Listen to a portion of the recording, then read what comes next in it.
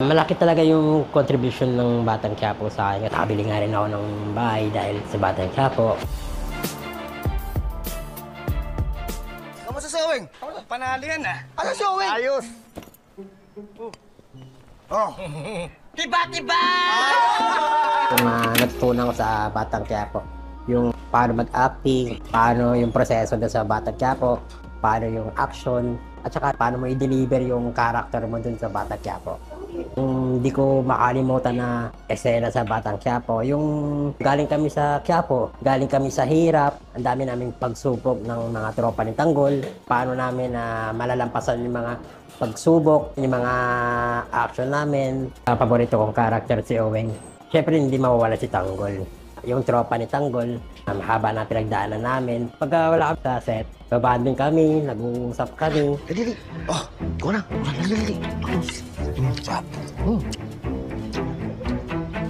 Maging disiplina, maging professional sa trabaho, kailangan nakapokus.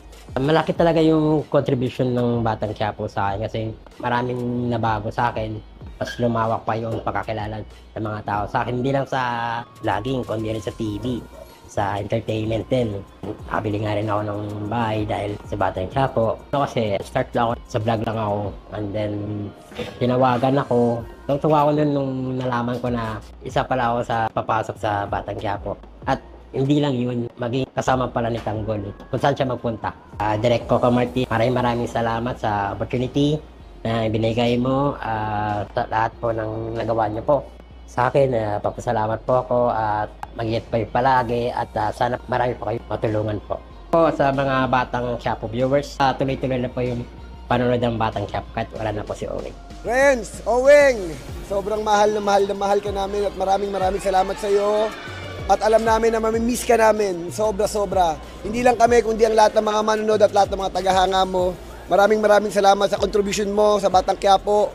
Isang napakahusay mong tao, napakahusay mong artista. Hindi ka namin makakalimutan at sana marami pa tayong trabaho mapagsamahan. Mahal na mahal kita. Ako pala si Bibi Giant, aka Owing ng Batang Quiapo. Now signing off.